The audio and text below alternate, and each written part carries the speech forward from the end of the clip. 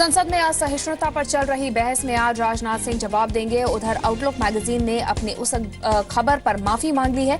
मोहम्मद सलीम भी माफी मांगेंगे। राहुल गांधी भी लेंगे बहस में हिस्सा। विपक्ष असहिष्णुता के मुद्दे पर झुकने को तैयार नहीं। वाम मोर्चे के सांसदों ने संसद के सामने किया प्रदर्शन। जो असहिष्णुता का सियासी शगुफा है, उस सियासी शगुफे पर भी हम सहिष्णु हैं और इसलिए हमने जो है वो खुले तौर से खुल करके चर्चा में हिस्सा भी लिया। टॉलरेंस पर जो बहस चल रही है लोकसभा में, लगभग अच्छे वातावरण में बहस हुआ, सदन चला और मुझे लगता है कई सदस्यों ने भाग लिया, कुछ सदस्य बचे हैं। आज दोपहर के बाद गृह मंत्री राजनाथ सिंह उस पर अपनी टिप्पणी देंगे। लोकशाही का, लोकतंत्र का तो बहस ही एक रास्ता है, उसी के बाद लोगों का मानस बनता है। प्रधानमंत्री Narendra Modi climate change summit में हिस्सा लेकर पेरिस से वापस लौट आए हैं। सुबह 10:30 बजे पीएम का विमान दिल्ली एयरपोर्ट पर उतरा। पीएम मोदी आज राज्यसभा में संविधान पर चल रही चर्चा में हिस्सा लेंगे। इससे पहले लोकसभा में पीएम ने आम सहमति को लोकतंत्र में सबसे जरूरी बताया था।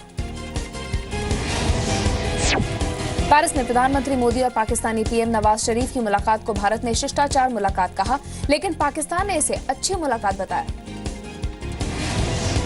देश के हित में अगर बात करते हैं, उससे कुछ फायदा होने वाला है तो हम उसका स्वागत करते हैं।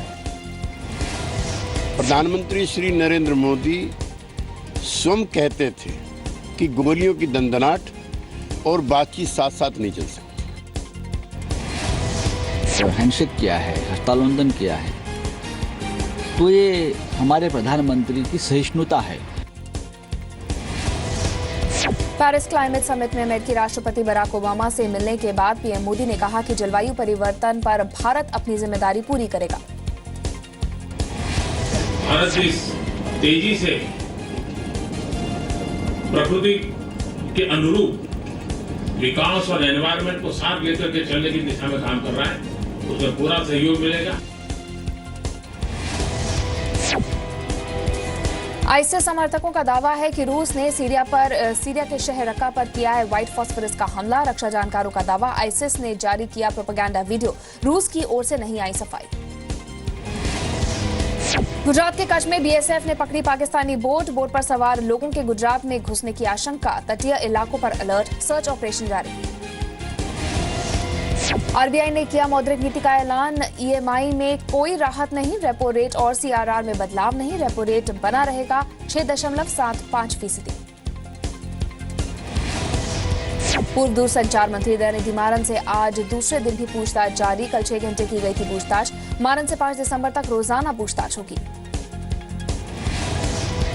तमिलनाडु में हो रही बारिश ने चेन्नई में कई जगह बनाए बड़े बड़े गड्ढे। चेन्नई के कैलाश सिग्नल के पास जमीन का एक बड़ा हिस्सा धंस गया। गड्ढे की वजह से कोई हादसा नहीं हुआ है। मुंबई के मलाड में फायरिंग की वारदात सामने आई है। कुरार इलाके में हुई वारदात में गोली एक रिक्शा चालक को लग गई। कंस्ट्रक्शन साइट पर फायरिंग कर आरोपी फरार।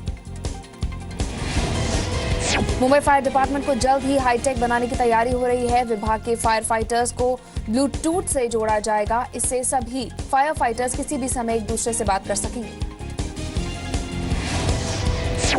महाराष्ट्र में एक मराठी समाचार पत्र में छपे कार्टून को लेकर अखबार के दफ्तर पर जमकर हंगामा हुआ। हंगामा करने वाले कार्टून में बनाए गए पिंकी बैंक पर अल्लाह रसूल मोहम्मद लिखने से नाराज थे। हैदराबाद के सरकारी स्कूल में 9वीं की क्लास की छात्रा ने टॉयलेट में बच्चे को जन्म दिया।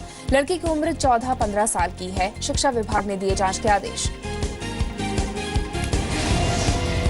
नागपुर से 70 किलोमीटर दूर टाइगर रिजर्व फॉरेस्ट में गैरकानूनी तरीके से हो रहे शिकार को रोकने के लिए ड्रोन से निगरानी रखी जाएगी। इसके तहत 557 किलोमीटर का एरिया कवर होगा।